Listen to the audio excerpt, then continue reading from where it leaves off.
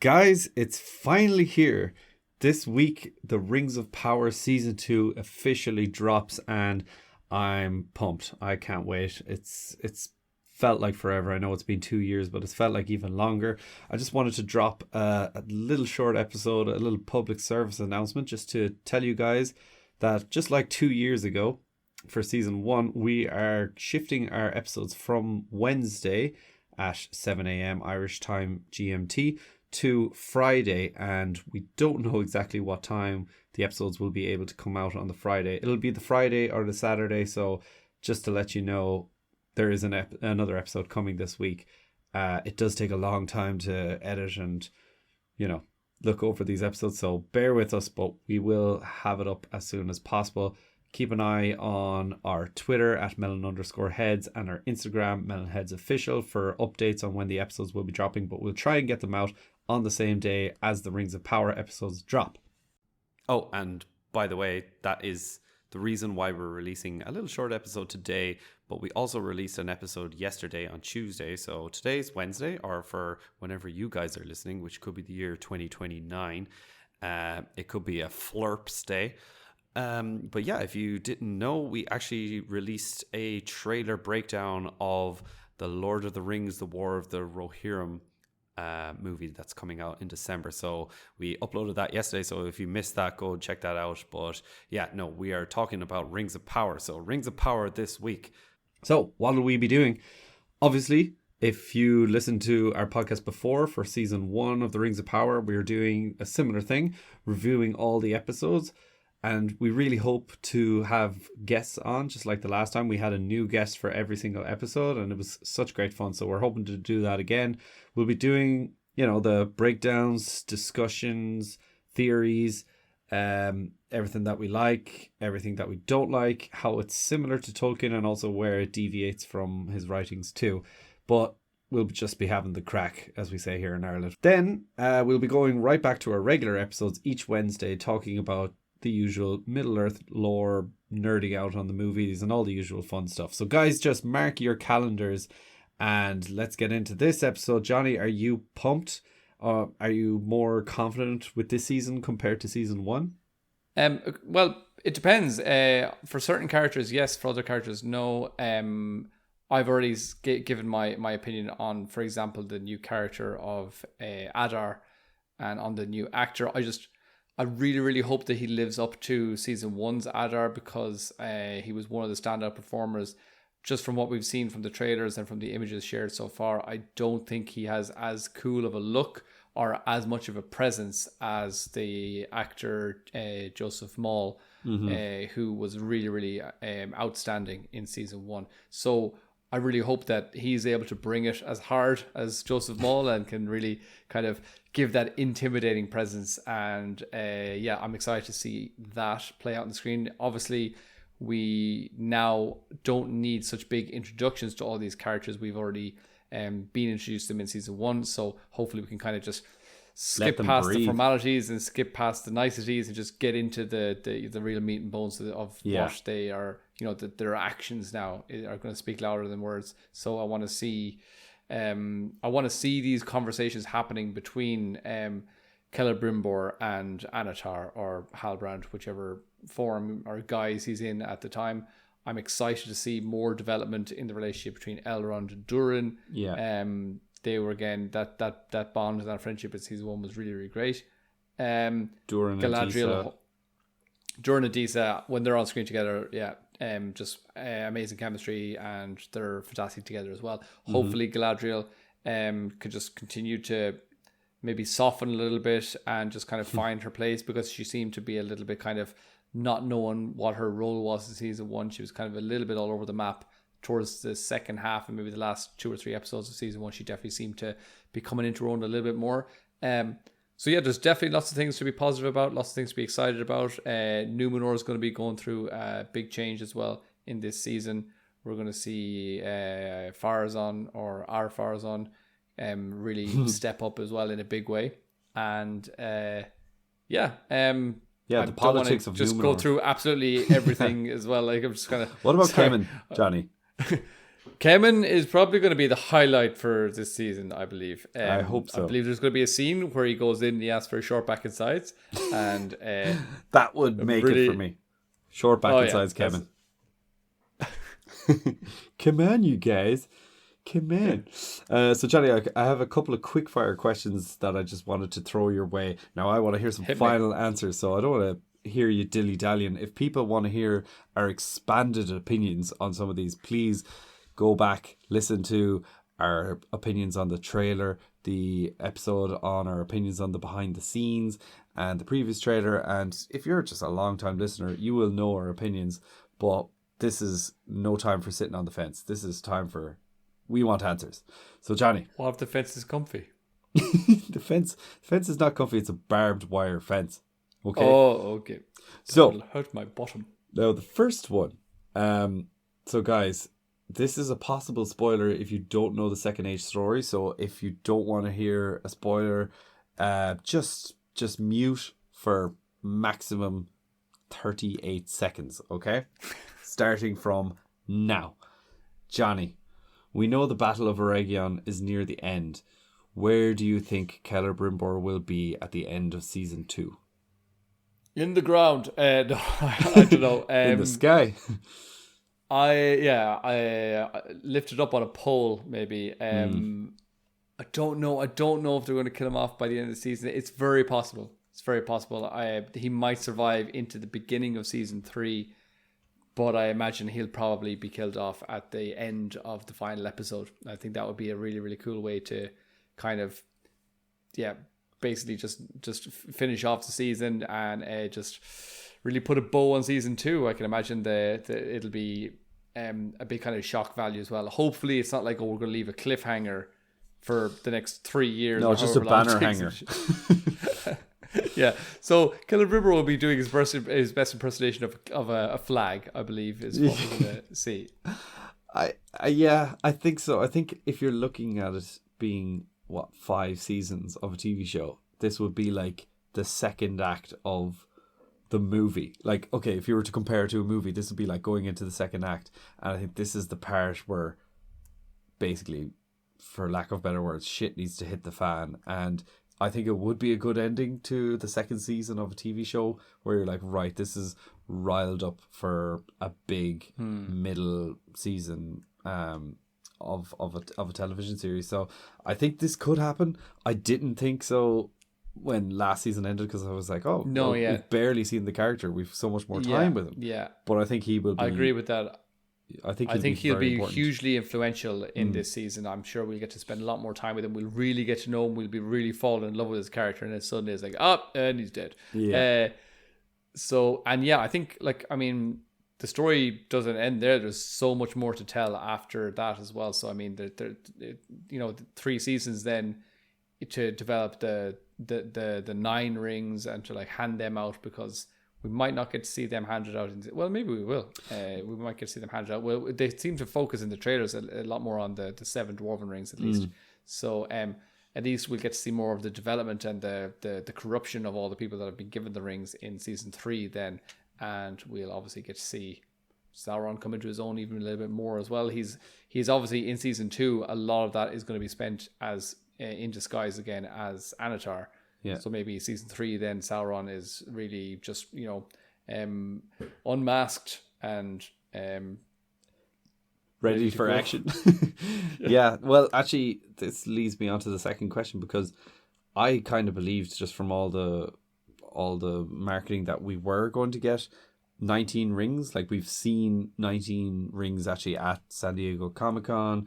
We've seen in the trailer Sauron saying, or Anatar saying, give me the 9 or bring me the 9 or whatever. I thought they were just at least keeping that from the trailers and stuff. So we will see the mortal men being given the 9 rings of power. Yeah, maybe. But my next question was, will we get a glimpse of the 1 ring in this by the end of this season? I don't think so. I don't think. I think that they will leave that for season 3. I think maybe we might get a hint of it. We might get the forging or something like that. We might get Sauron speaking to someone or something, or even just an inner monologue of him just being telling someone, oh well, they don't know that I've got these other plans that I'm going to be, or we might get to see. That's a good place where they might actually leave it could be like the final shot of season 2, where he's off in his forge somewhere in Mordor forging, and then, or else like they could just show him starting to develop the ring, finish it there, and then they'll bring it out in season 3.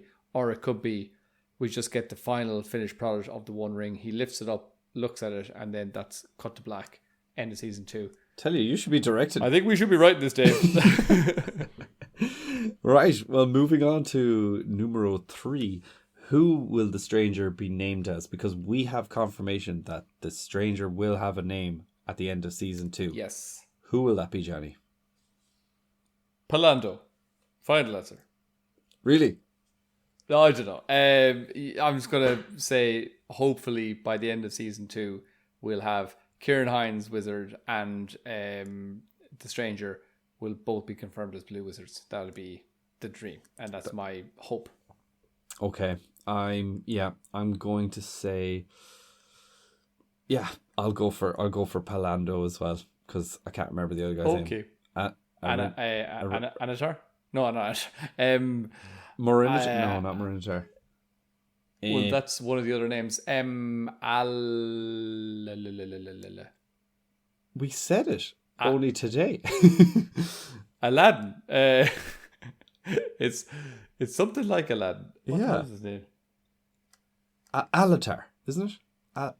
Alatar and Palando. That's I said like. I think it's Alatar. I think it's something very similar to Anatar, and I was like, that sounds a bit too. God, that'd be a big twist if he was Anatar. Right. Anyways, next question. If you didn't know what's happening, Dave and I have forgotten the names of the Blue Wizards, but I mean, sure, that's true. Even Gandalf forgot their names, so it doesn't really matter. Exactly, to avoid a whole series of not being allowed to say their names because they didn't have the rights.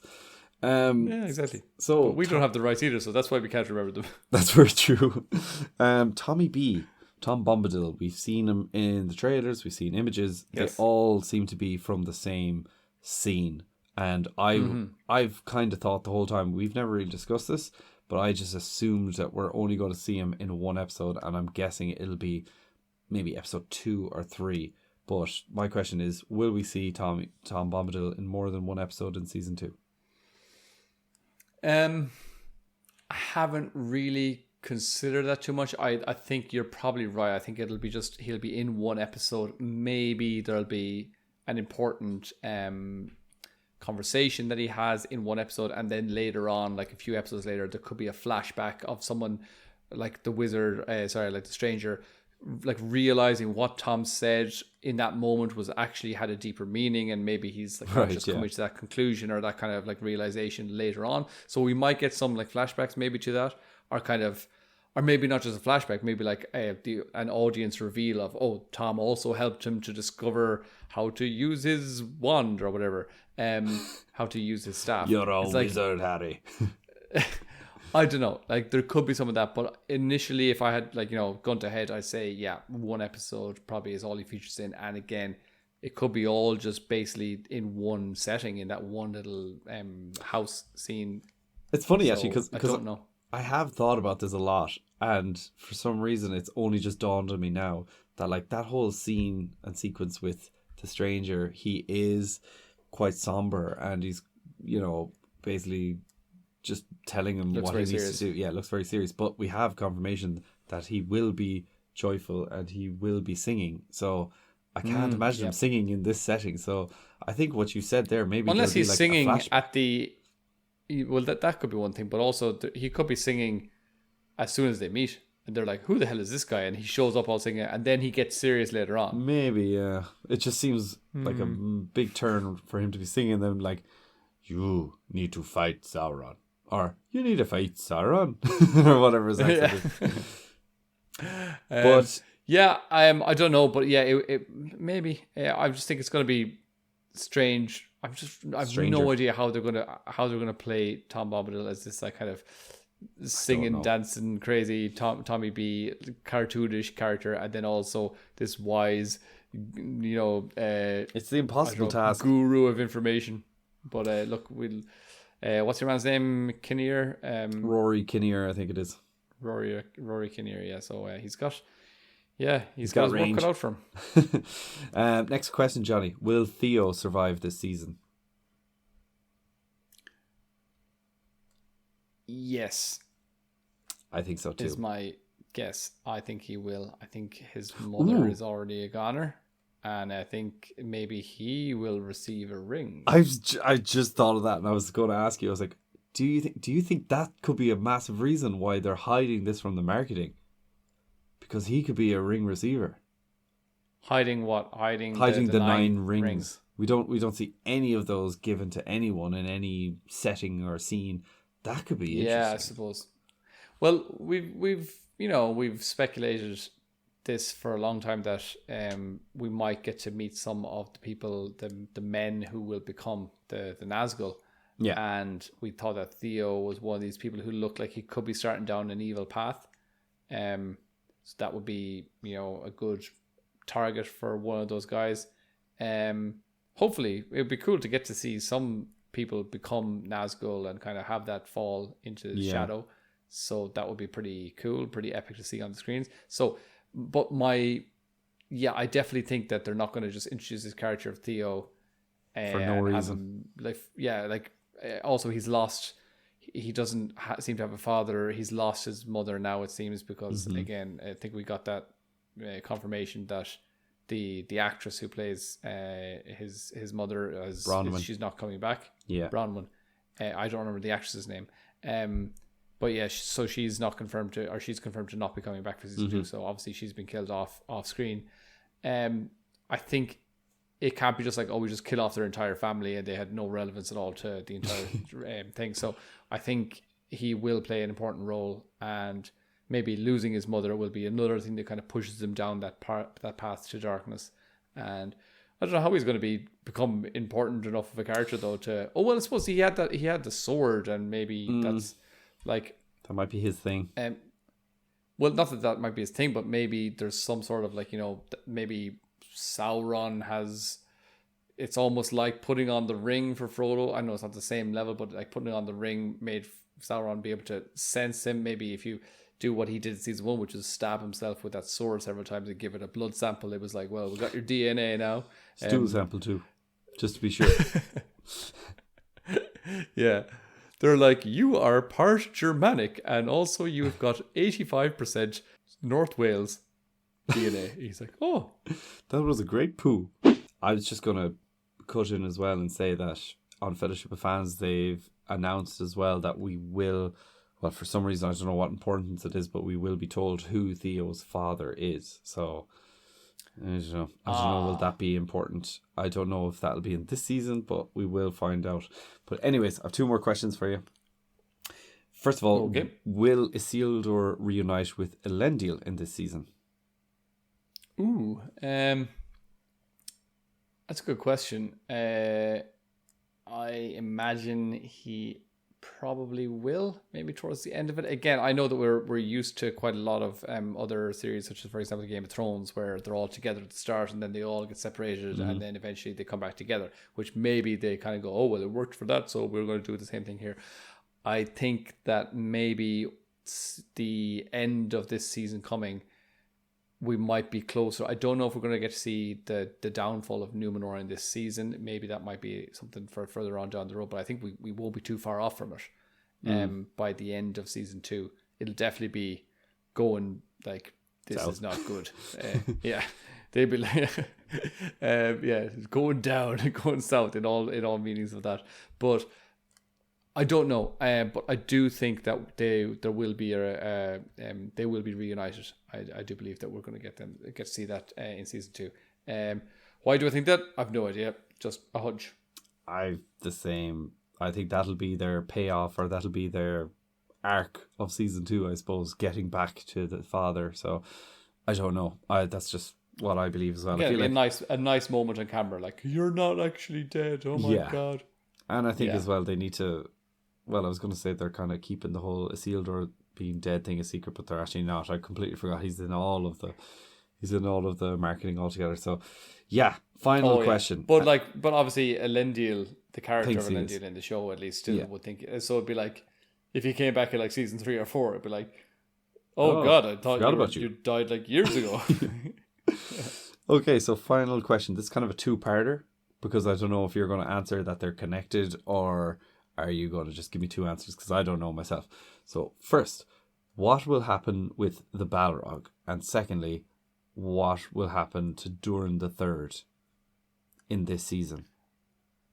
Oh God, wouldn't that be cool if we got to see him being killed by the Balrog? That would be a cool way. I'd love to see him going down swinging against the Balrog because he's absolutely badass.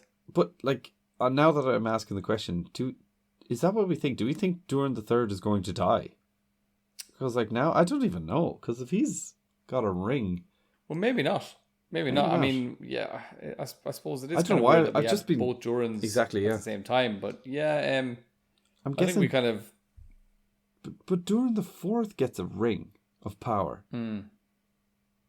Maybe if he dies, that ring gets passed down to Durin the Third. But then maybe we know that it's not being done the same way as in the books, where like in the books, obviously none of the Durins were actually alive at the same time. I've just had a thought.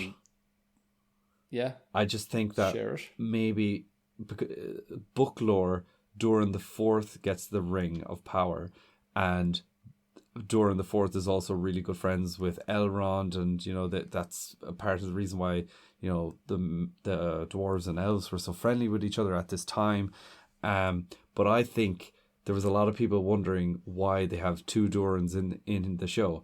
I think they just want a Durin to have the ring of power, and they also want Durin to be a hero of the show and be friends with Elrond, and they don't want to see that same Durin basically fall to the corruption of a ring of power. So I think they have two Durins in there because they're going to be like, right, the father is kind of like the bad guy who ends up becoming, even though they're not really bad, the dwarves with the rings of power, they're just kind of selfish and greedy and whatnot, but like he's going to be the corrupted one, whereas Durin the Fourth won't be. He'll just be a hero.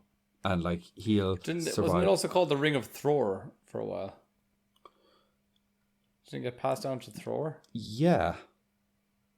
So, like, I mean, we do know that the holders of the ring do die and the ring does get passed down. Okay. So I don't know. So I don't know how to answer that question. I don't really know. I haven't thought about it too much. I'm just very confused with the Balrog kind of showing up. And I mean, if he shows up, surely that's going to lead to the destruction of Khazad-dûm at some point.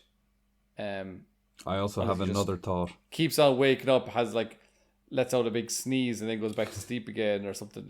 I don't know, but at least in this one, we didn't get to see him just like sneezing with a leaf. He's throwing lightning bolts and stuff. So he's definitely up to no good. Anyway, we do get another thing that's just come to my mind. We get a scene where we see Durin the Third, Durin the Fourth's father, down in it, almost what it looks like a hole. This is from the trailer, the original trailer that came out a while ago, and it looks like he's getting like covered in. It's like there's a rock fall or something, and we can just see this shadow kind of covering his face. Now, maybe he gets like buried underground somewhere in some like underground cavern, and he discovers the Balrog on his own, or maybe with a small party of other dwarves, and then they get destroyed by the Balrog. That's another thing that could happen, but possibly, it remains to be seen. It's just hard to know because I feel like he has the ring of power, but it also seems like that we've talked about it before. Like the recent misfortune might be the fact that his father dies. Durin the Fourth's father dies, but we don't know. One thing I've just thought about there, Jan, is obviously they changed some things in the book. Why do the elves forge the rings of power in the Rings of Power TV show? Why do they do it? What do you mean? Like they have elves? Yeah, they have a specific reason. Oh yeah, well in the Rings of Power show now, not in Tolkien's world. The rings, the elves forge them because they need. Are they planning on using mithril in all of these rings to ward off the forces of whatever it was, that evil poison thing that was creeping into the tree, that they were like, oh, well, this is going to eventually affect all of our lands and all of us, and we're all going to die unless we get these rings of mithril that for some reason they counteract. It's like the antibiotics for this poison, the mithril is. So they join mithril with some other thing, some other alloy, and then they were creating these rings. That was the original purpose for these rings. So basically, it's because the elves are going to die, or their whole species is going to be gone. So that brings us to the dwarves. They've got the Balrog. Maybe that is their big threat on the race of dwarves, or at least this family of dwarves. And maybe that's why Sauron, we see him look in the flame. We see him almost like spawning the Balrog. Maybe that's his thing. He's like, I need a threat against the dwarves so I can tempt them to make these rings. Do you know what I mean? Yeah, like you said that we saw in the trailer, almost like this like mini Balrog in a flame, almost being controlled by Sauron. Well, we didn't really see it being controlled, but he was just definitely observing what was going on. So maybe in the series they're going to have it that he's like a little mini, I don't know, voodoo doll that Sauron can just control and get him to do whatever he wants and wreak havoc in the depths of Khazad-dûm. So maybe that's the way that they're going to go with it. And yeah, that would be cool if he's like, I'm just going to let the Balrog go crazy in there, and then I'll show up and be like, here, these rings will control the Balrog, and so you could definitely need them. And put him in his place. Yeah, I don't know. I like this riffing here. And men will just take them for no other reason than like, oh, pretty rings. Shiny. Well, it remains to be seen. I just had a couple of these quick-fire questions for you, and the show's coming out in a couple of days, so I guess we'll find out. And for all you guys out there, you'll be hearing from us in a couple of days too.